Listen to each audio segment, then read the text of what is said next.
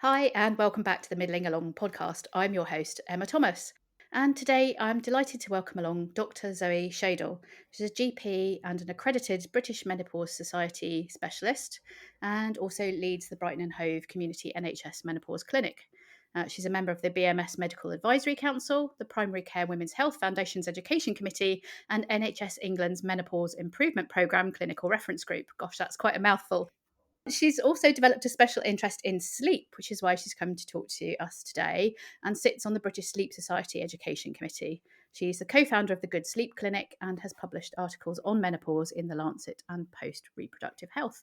Welcome to the podcast, Zoe. Hi, thank you so much for having me. I hope I pronounced your surname okay. I didn't check that beforehand. That's fine. Yeah, it's Schaedel. Schaedel. Yeah, Fantastic. thank you. All right. So I guess I'm lucky in inverted commas. I'm doing air inverted commas, but no one can see me.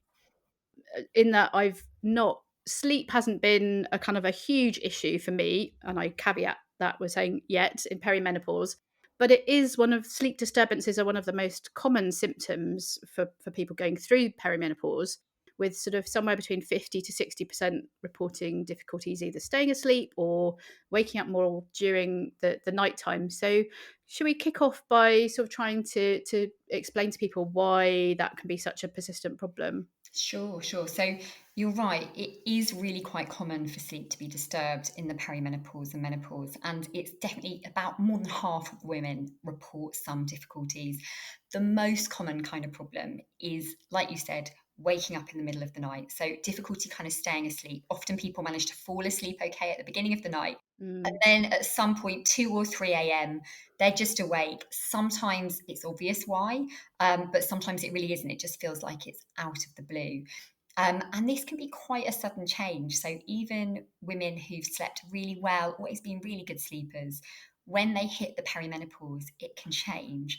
And sometimes it can be really hard to know what's caused that. So it can feel like quite out of the blue, and it can be one of the quite early symptoms of perimenopause. And there's lots of reasons why. So a bit like everything else in the menopause, it could be hormones. So Mm. we are sort of reproductive hormones are estrogen and progesterone. As we know, they do an awful lot of other things other than just keep our reproductive system going. And they are useful for sleep. So we know that as soon as estrogen starts to vary and fall, this can start to affect the sleep. So as estrogen drops, we tend to sleep a little bit shorter time. We tend to wake up more. And it's the same with progesterone. Progesterone can be quite a sedating, calming hormone. And when that starts to drop in the perimenopause, that will sometimes lead to disturbed sleep for some women. But it's not just those kind of background hormone changes. It's also the symptoms that the perimenopause or Mm. menopause cause. Yeah. So if you are having hot flushes and night sweats, you're very likely to wake up. So, we need our temperature to stay quite stable, to remain quite low actually throughout the night to keep us asleep. And if we get a huge surge in temperature or, sweating or shivering or any of those things, it's very likely to wake us up. And sometimes that's really obvious. Women will wake in the middle of the night, they'll feel absolutely drenched, have to get Mm. up, change, all those sorts of things. Yeah. But sometimes you don't know about it. It's kind of those subtle background changes. So even if it's not enough to kind of say, "Oh, I'm completely drenched from head to toe," it Yeah, doesn't have to be that dramatic to wake you up from your kind of. absolutely. And I think also we all wake through the night various times. So we have these sort of sleep cycles, and every 90 minutes, you often just come back up to waking. And usually we don't remember that. We just fall Mm. straight back to sleep, go into the next sleep cycle. But if you're having, your temperature's changing or you're having any kind of symptom, you're more likely to stay awake and you're more likely to remember it and know about it. So I think that's going on. And also, often the mood changes in the perimenopause and menopause can contribute. So if you've got a low mood, you're more likely to wake up in the night or find it difficult to go to sleep at the beginning of the night, and anxiety and things like that. Even getting up to urinate more in the night. So we Mm. see that more in the menopause, and obviously that can disturb the sleep as well. And there is also just getting older. So a bit like everything else in the body, as we age, things stop working Good so news, well. folks. I know, and I think it's good to know it's also just part of that natural aging. So even men, as they age, their Mm. sleep becomes, it changes. You get a little bit less what we call slow wave sleep or deep sleep as you get older, and so that's quite natural as well. And I also think it's worth mentioning that menopause often happens at a time, as you know, when lots is going on in life and women are really Mm. overloaded and stressed and overwhelmed. And all of those things can trigger bad sleep as well. So it's kind of this cocktail of Well, things. there's definitely that thing of, I think if you get to the, as you say, the sort of the 2, 3, or 4, and you wake up and then suddenly you've got this really busy brain and all the things like, what's my sort of shopping list of things that I'm worrying about right now? And it's just seems really, really hard to turn that off. And I think the longer that kind of creeps in towards your wake up time, the harder it is to, Yeah, because you haven't got much longer and you have to get up and you can yeah. see that kind of time disappearing. And I think also in life, when women are really busy, they don't take much time to sort of reflect and think and just have that kind of downtime. And so if you do wake up in the middle of the night, your brain is sort of yearning for a bit of thinking time. And it's the worst time to be thinking. We really don't want to be thinking in the middle of the night about all the things we've got to do the next day.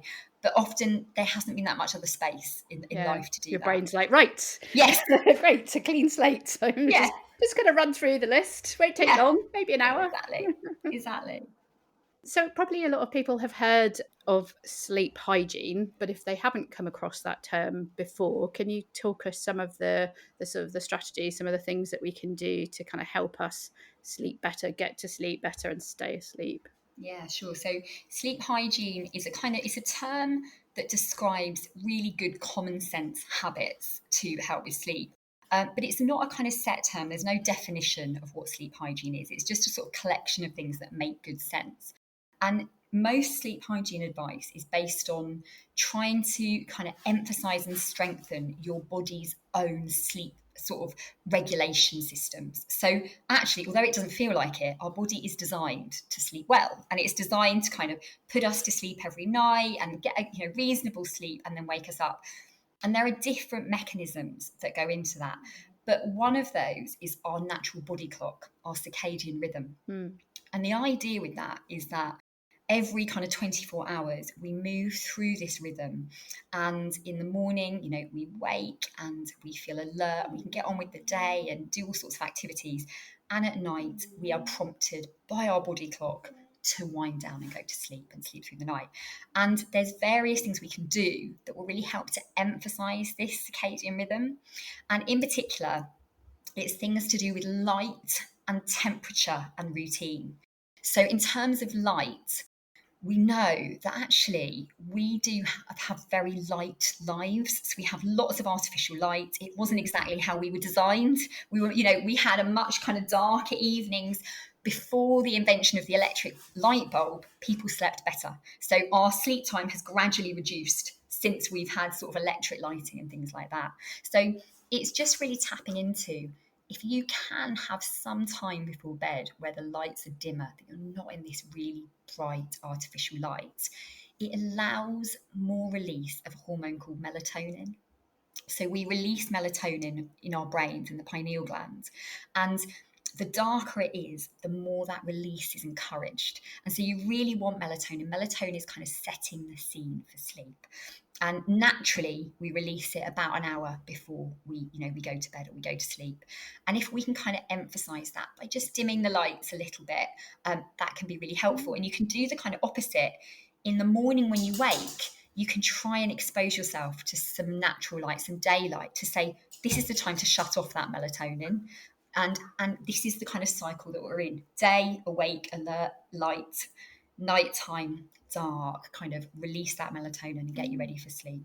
And you were saying that the melatonin, our bodies release that an hour before sleep. So is that part of that why it's good to have that routine, that your body kind of almost, it knows when it needs to sort of kick that process off? Yeah, you're absolutely right, because we don't just sort of, it's a bit like coming off a motorway, isn't it? You can be driving along quite fast. You don't just suddenly turn off onto the slip road. You have to slow down, you have to brake, you have to give yourself some time. And it's the same with going to sleep. So you do get that release of melatonin. And also, your body is set up that it doesn't particularly want to be doing other things. So, for instance, we don't really want to be eating much or drinking much the hour before we go to bed, because we don't want our body to be active, our gut to be working. We want everything, all of that to be on the low down. And so you're absolutely right. Having a bit of time where the lights are dim, we're not eating, we're getting into that kind of more sleepy mindset. Our brains aren't really active is really useful as well. It's almost like we need to baby ourselves and kind of do the bath, not quite bath bed pajamas, and kind of Well, a that is, bedtime story, but I mean, you've literally summed it up. And the thing is, it makes perfect sense with children, right? Mm. You can absolutely see you've got this kind of wired child in front of you. And you couldn't just say, I'm going to stick you right in bed now and go to sleep, click your fingers. They do need a little bit of wind down. And for some reason, when we're adults, we just think we don't need it and it's fine. But actually, we would probably benefit from a bedtime story. I mean, I know that sounds ridiculous, but sleeping before bed, just switching our mind from the day to something where we're just not, we're not running at that speed is really Mm. helpful. And it's, some people do really love, there are different apps and things like that, and you can get Yeah, sleep my son stories. uses Headspace, the sleep Yes, casts. So he's 12 and a absolutely. half, and that just kind of is that little wind down for his busy brain, sort of 45 minutes, I think they are. So Yeah. generally he's kind of out for the count by the time it's finished. Exactly. And honestly, I think we can totally see it with kids, but adults would really benefit Mm. from that as well. So yeah, definitely. And the other thing is temperature. So I think this is more powerful than we think. We naturally need to drop our body temperature before we go to sleep. You have to actually drop it a little bit to sleep. And we can kind of, we often have the heating on, we're in quite warm places, and Mm. actually keeping our bedroom nice and cool can really help to generate sleep. And you can kind of enhance it by having a hot bath or shower. So exactly as you said with that pre-bedtime routine for kids, if we have a hot bath or shower, we encourage heat out of our bodies to our skin. We drop our core temperature. And that, again, Ah. that helps us get to sleep. So they're all good ideas. Okay. The other thing that I've noticed it more so now in sort of perimenopause is that any kind of amount of alcohol really will make me probably wake up because of the getting kind of hotter and or I think one of my other guests was saying you get the sugar kind of rebound, the blood sugar kind of really dips, and that can wake you up as well. So yeah, I think that's definitely another thing that I'm kind of much more aware of, the sort of poor sleep on the occasions that I do, yeah, have more than one. Alcohol is really interesting as well, because you can see that really clear link. You kind of know if you have some alcohol, you're going to have a worse night's sleep. Mm, But I think what's tricky is that for some people, it's actually one of the things they turn to when they're not sleeping well, because it can make you a bit more drowsy at the beginning of the night. And if you struggle to fall asleep, I mean, mm, we've probably all experienced having a bit of alcohol and then feeling quite drowsy. And so what I sometimes see is that people have kind of increased their alcohol or using it more regularly because they're struggling with sleep. And the problem with that is the sleep that you have with alcohol just isn't good quality. And even if you don't find you're waking up, mm, what's happening in the background is that you're not getting that same kind of rapid eye movement sleep, the kind of quality sleep that we need. And you do get these little micro wakings as well that you might not even remember. But you will tend to wake up feeling much worse if you've had alcohol the night before. And actually, the closer you have alcohol to bedtime, the worse it is. So, if you are drinking, it's much better to have it earlier in the day, perhaps not at breakfast, but a bit earlier in the day. It can be better. And again, it's just really saying, like in menopause, in midlife, our alcohol tolerance often does drop. mm. And it's the same with the sleep becomes more sensitive. And we've just got to be really careful. I think alcohol is quite a powerful sleep disruptor. And while I was doing a bit of research on your website before we spoke, I learnt a new term, which is sleep drive. Not something I come across before. Can you explain, what it is, how it works, how does it kind of impact on our ability to get back to sleep if we got that classic kind of 2, 3, 4 a.m. wake up? Mm-hmm.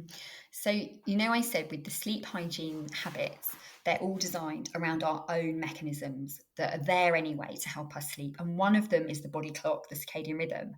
But the other one that's really powerful is this idea of sleep drive.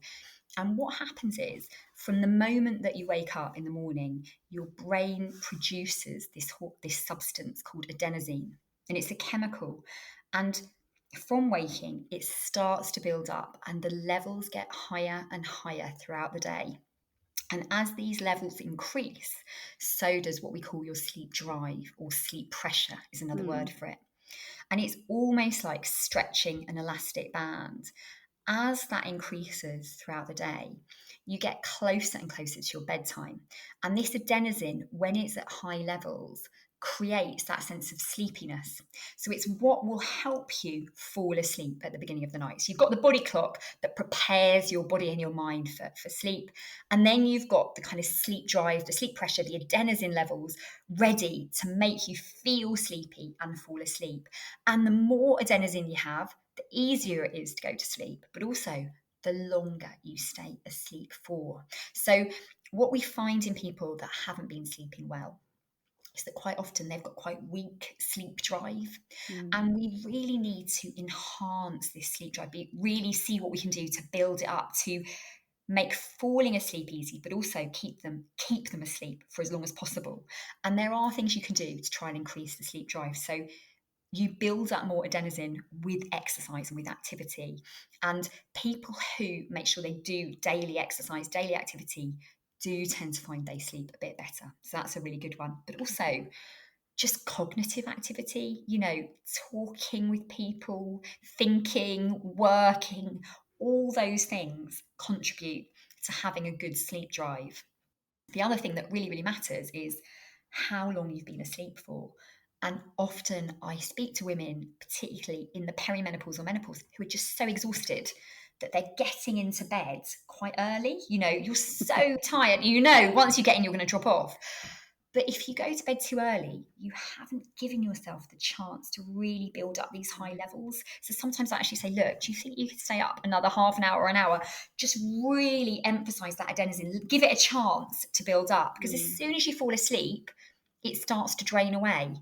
And by the morning, it's zero and you don't have And any it's a left. vicious circle then if you wake up early, so you're even more Yeah, tired that evening, or you think you're exactly. tired enough. Exactly. So yeah, so whatever you can do to kind of enhance it. And I think also when people are tired, so not sleeping makes you feel exhausted and tired. Mm. You do start to drop things in life. You start to do less exercise commonly. It's really hard to think, well, I know what will help me is, I'm absolutely exhausted, but I've got to go out and do something. And people often drop their social lives and become a bit more withdrawn. Same as with menopause symptoms. You often find that people just don't do the things that they know would be good for them or nurture them, and the problem is when you stop doing those things, you have a less good sleep drive. And it's exactly as you say, it's a vicious cycle. Is there sort of, thinking about things like the exercise, is there a minimum amount? So like, if somebody was really struggling, would a sort of, 15, 20-minute walk, would that Absolutely. be enough? Yeah, there's evidence that almost anything, almost any activity, just moving your body for a short time can be helpful. And also, you said it really is, if you can do that outside, even better, because you are then getting the natural light into the eyes. In the daytime, to be outside being active, even for a short time, can really help just to give us that light, that signal that then when you move to the dark at night, you're then more ready for sleep. So I think and also we all have to start somewhere, don't we? It's much, much better to start small, just with simple things that can make a bit of a difference. Yeah, definitely something sustainable and it doesn't feel too overwhelming. Having said that, I am one of those people who kind of continually sort of says, "Oh, I'll go for a walk at lunchtime," and then it doesn't happen. But yeah, I kind of get my exercise in first thing in the morning. Otherwise, generally, if it doesn't happen, then it's it's not going to happen Well, at you've got all. to do what works for you, exactly. And that whenever works is brilliant. And actually, probably the earlier the day, the better.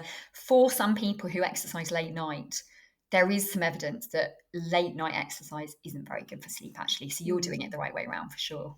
Anything else that we haven't sort of covered in terms of sort of sleep hygiene, sleep drive? We're all pretty much guilty of looking at our phones. Well, So I definitely am. Anyway, too late at night. I mean, is there? You were talking about that sort of that hour before sleep. Is that's the kind of the critical window, really? Are we including things like TV screens as well as phones? Because I think again, there's that temptation that you get everything done, clear up after dinner, sort of flop on the sofa and kind of watch Yeah. TV for that last hour before bed. And I think it really depends. So I'm not that strict on the advice about screens because actually the most important thing for me is that you're relaxing before bed.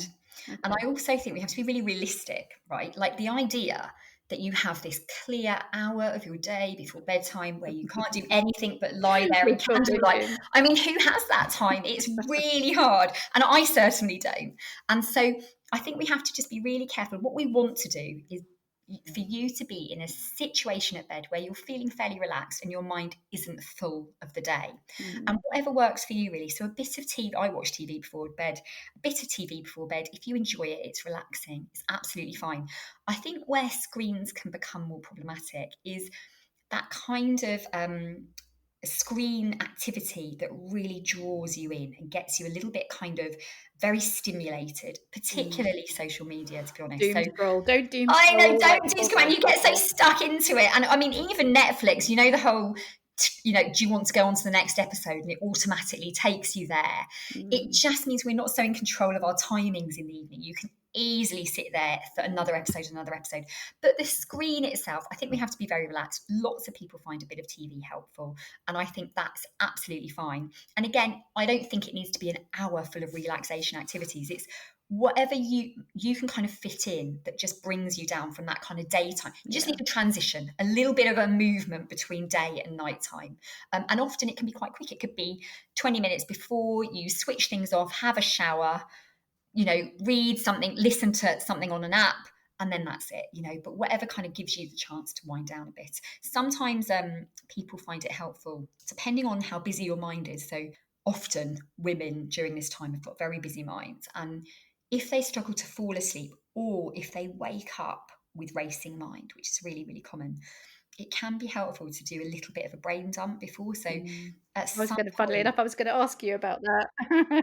I really love it. So we call it, there's lots of different things you do, but putting the day to rest. So Mm, just getting some time. And I think it takes about 10, 15 minutes maximum and just writing down everything that's kind of near to the surface. yeah. What are the things that you meant to do, but you Yeah, didn't get around to, that you're gonna have to do tomorrow? The things that are gonna be kind of popping up at 3 in the morning if you're suddenly wide awake. yeah, If you get it all out on paper or yeah. yeah, So yeah. I think it's a great exercise to do because again, like you said, if it's not on paper, it's going to be right on the mind and it's going to come out at 3 in the morning. Absolutely guarantee it. So I think that's really lovely. There was one other sleep kind of hygiene or habit tip we didn't mention that's important, which Mm, is related to that sleep drive idea, which is caffeine. And that's super mm. interesting because the way that caffeine actually works is to block the adenosine receptors. So, all of that sleepiness chemical that you have in your Right. brain, So you're cancelling all that good stuff you're out. cancelling it. You're literally, and actually worse, you're kind of holding it back for when the caffeine runs out. And then it makes you even more, you have this kind of crash afterwards. So Mm, it is really important to try and limit caffeine to the morning because caffeine does hang around for quite a while. It's got quite a long half life. So really do, if you are feeling exhausted and you need something in the afternoon to wake you up, try to avoid having a mm. caffeinated drink because it can really be disruptive. Yeah, maybe just a 5-minute walk around the block instead to kind of Yes. Yes. top up Boost. top up Yeah, your exactly. levels. Yeah.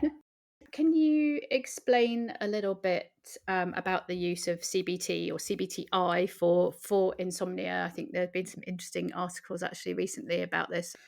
So is that something that you use in practice with patients? Yeah. How does that work? And does it only work for sort of people with chronic insomnia, or if people have occasional stuff, do you use it? So, yeah, so it's a really useful treatment. And I suppose the important thing to say is, all those sleep hygiene and the sleep habits, they're fantastic things to do. But if you have got insomnia or if you've got a long term sleep problem, they don't work. You can Mm. have perfect sleep hygiene, but you can get stuck in a cycle of poor sleep, and then you're going to need some other help, something else to do.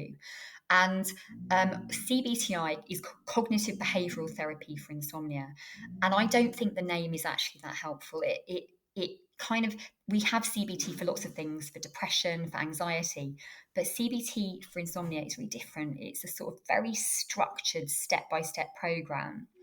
And the way it works is that it talks about a lot of the things that I've talked about. How do you enhance the body clock? How do you enhance the sleep drive? Yes. And it looks at some of the cognitions, the sort of thinking, the kind of anxiety around sleep. Lots of people are very anxious around sleep when they're not sleeping. And it looks at how to reduce those things. And it also looks at the behaviors. So particularly around the timings for sleep and what you do. What do you do when you're awake in the middle of the night? What can you do that's helpful, that's not going to Mm. make things worse? How do you get And so out it of the does, worry spiral? yeah, absolutely. And also, our brain makes really big connections with our beds. And we know that if we're lying awake for hours, we start to associate being in bed with being awake.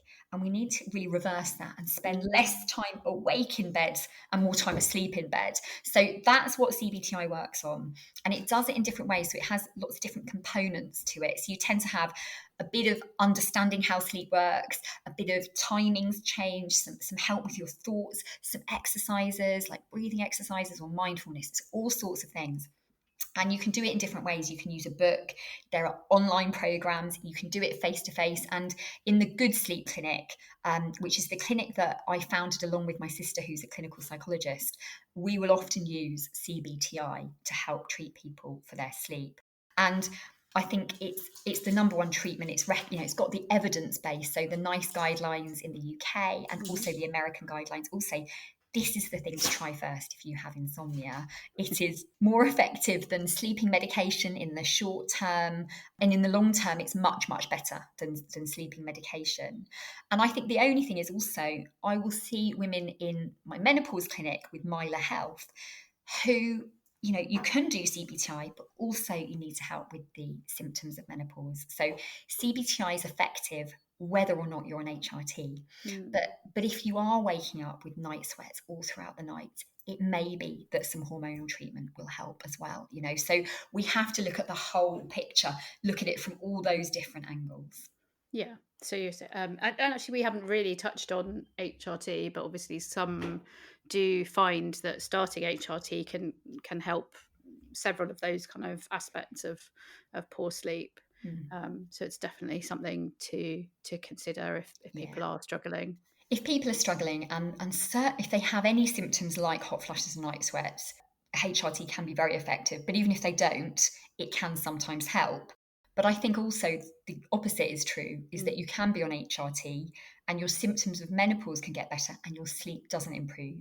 And that's where you need to do that kind of just looking at the other things and try something like CBTI. And actually, there's lots of evidence that it's helpful in that situation. So, for women in the menopause, it's probably the most effective thing we've got to really reset sleep problems. And sort of obviously everyone is different, but is there a sort of a typical time frame that someone can expect to see results using CBTI? Yeah, it's 6 to 8 weeks.